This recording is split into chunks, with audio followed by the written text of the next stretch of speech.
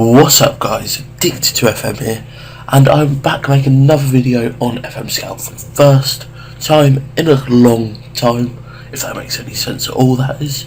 And as you can tell by the title, there's been a lot of rumours lately linking Antonio Conte with the Chelsea job, taking over as Jose Mourinho's permanent successor, because obviously they've only got Gus Hiddink in at the moment. So he's only on an interim basis, and they're still looking for Mourinho's permanent successor. So let's just double check that we have put him there.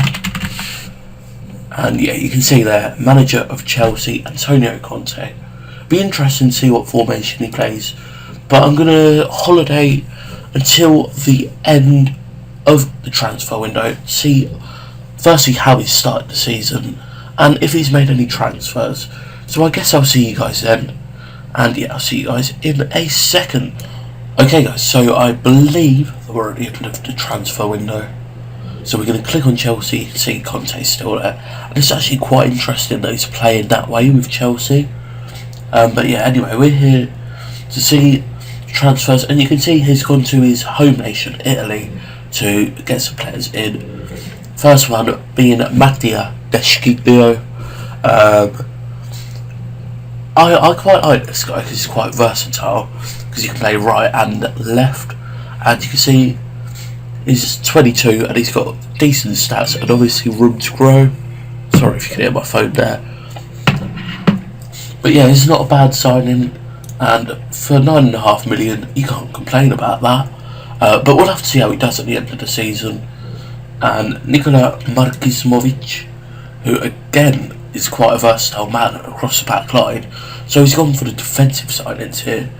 And yeah, again, he's fairly young and he's got okay stats as well, so not too shabby really. I do want to have a look at how they've done so far, so I'm going to do that. So we did see that they were second in the Premier League, yet to lose 4 games in. They drew away at Leicester, and they beat Bournemouth, West Brom and West Ham.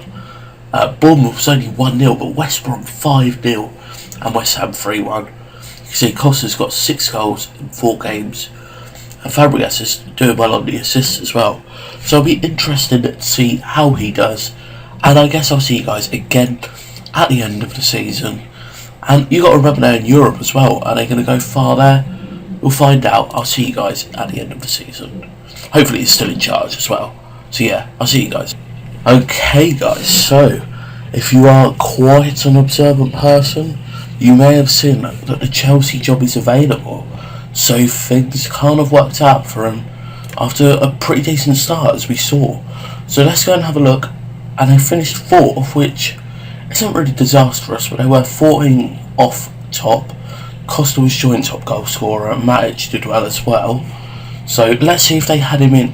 Yeah, they've just sacked him by the looks of it. So let's go and have a look. Firstly, if he made any more transfers in January. No, he didn't. He got rid of Marco Amelia, which is understandable. He's a bit of a waste of space. He doesn't even get on the bench, really, unless Courtois is injured. But yeah, anyway, I suppose we better go and have a look at the results that they've got. So let's quickly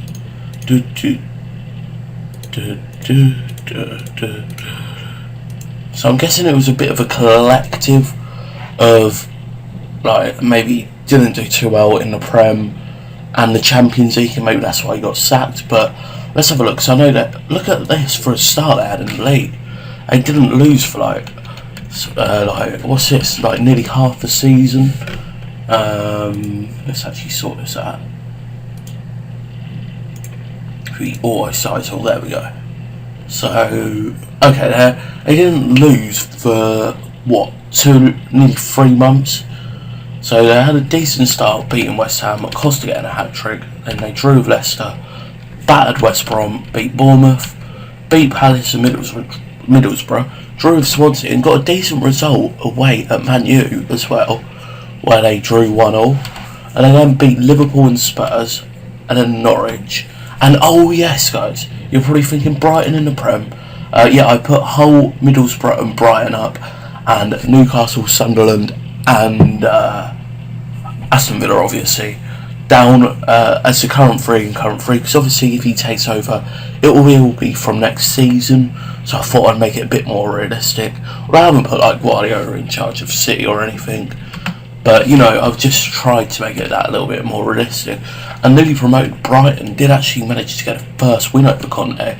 So then they went on and beat Southampton, battered Watford away, a decent result away, 4-0. Then they beat Hull 5-0, 3-0, 0-0 against City. They lost to Arsenal, against Arsenal at home even, not at Arsenal. So that's a pretty bad result, first home loss for him. And it was only a late goal that actually put a deficit down to 1 from Kennedy. Then they drew with Everton, and I can see there that Costa got himself sent off. But then they did go away to Arsenal and beat them 1-0. Hazard with the goal, so pretty decent result there. Drew with West Ham, beat Leicester, beat West Brom, and Bournemouth. So you can see he kept a fair amount of clean sheets or conceded 1 goal. But then they did lose to Palace 2-1. Then they beat Middlesbrough and Swansea and Man U. So they didn't lose to Man U in the league, but they then lost to Liverpool. Then they went on a 3-4 match unbeaten run, beating Norwich, getting revenge on Brighton, beating Southampton, and then they drew with Watford 3-all. Lost against Spurs at home, beat Hull, beat Stoke, drew with City, not a bad result there, beat Everton away, and I don't know what's happened there. So yeah, beat Everton away on the last day of the season. So with results like that, I mean, look. So you can see City winning it with 94.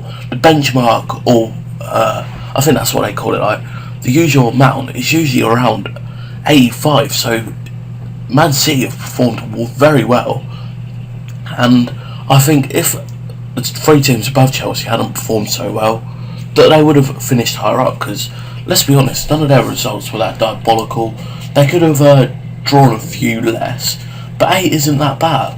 I mean, I've probably won the league with this amount of points before playing this, even though I'm diabolical at the game this year.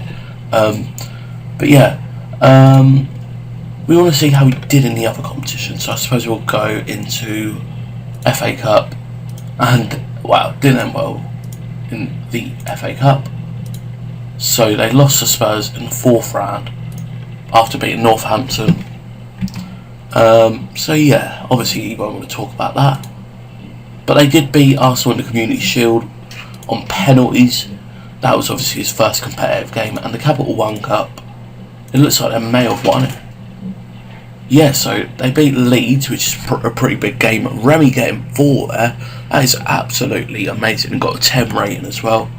Then Southampton, they beat Swansea and then beat Wolves in the semi-final over a 2-legged tie of an aggregate score of 5-2, if I'm not mistaken, and then beat City on penalties. So they're not doing that bad against the big teams, but Champions League is a big one. And by the looks of it, I wouldn't say first season, that's the worst thing. Obviously this 4-0 battering by Atletico Madrid isn't great, but Monaco, they beat them, they beat Lazio, then they lost to Lazio, but then they got revenge of Madrid and drew with Monaco, which was enough to, I'm guessing, let them finish 2nd in the group. Let's have a look. Yeah, they finished 2nd in the group, and then they drew Real Madrid, and they did actually manage to go through, like, get through them. They won 3-0 first leg and then lost 1-0 at the Bernabeu, Ronaldo getting the goal, and that is pretty decent. But PSG then beat them 1-0 at Stamford Bridge and 2-0 at the Parc des Princes. It's becoming like an annual thing where Chelsea play PSG in the Champions League, and if I'm not mistaken, yeah, PSG went on to win it. So Chelsea lost to the eventual winners, and I want to see if he carried on with his 5. Yeah, it looks like he changed it to a deep line midfielder, or a defensive midfielder as you might want to call it, but he stuck rigidly to his 5-3-2 formation. Let's see who he got the best out of and stuff like that. So goals, oh my god, why is this always messed up? Let me just do it a different way. If I can do it Right, sorry about this, guys. We'll go to overall. So goals, obviously Costa got 29, which beats his record of last year, which was 20. Hazard was second with 13 and Remy got 10. Obviously 4 of them coming in that one game against, I forgot who, but it was in the FA Cup. Oh, it was Leeds, wasn't it? So he obviously got 6 apart from that. Assists wise, it was actually Matic who got the most assists, followed by Hazard and Oscar, and then Fabregas. And then Babarama and Diego Costa also got a few. Player of the matches was Matic as well, so. But John Terry was a standout performer with the highest average rating, and again, followed by Matic. As for Equator, Hazard, Oscar, Rahman. So he played Rahman a lot, so I'm guessing he went for the complete wing backs. I'm not Ivanovic, who is a complete wing back, but he's not all you wouldn't trust him to run up and down the flanks. But I think I've covered everything. I suppose we can have a look if he bought in any of his own stuff. No, he didn't actually, although he did get rid of Steve Holland, so I wonder. Strange that he's not bought anyone else, and he's obviously promoting someone up from the club. Let's just have a look. Oh, what? So it must have been when I edited it, Gus Hiddink became the assistant.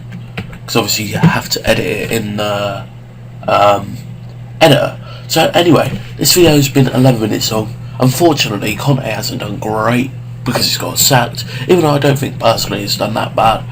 Personally, my aim with Chelsea after this season would just be to get in the top 4. So anyway, thank you guys for watching. If you do want to see how Simeone does at Chelsea, please check out a video on my channel. Links will be in the description. And yeah, thank you for watching on FM Scout, and I'll see you guys in the next one.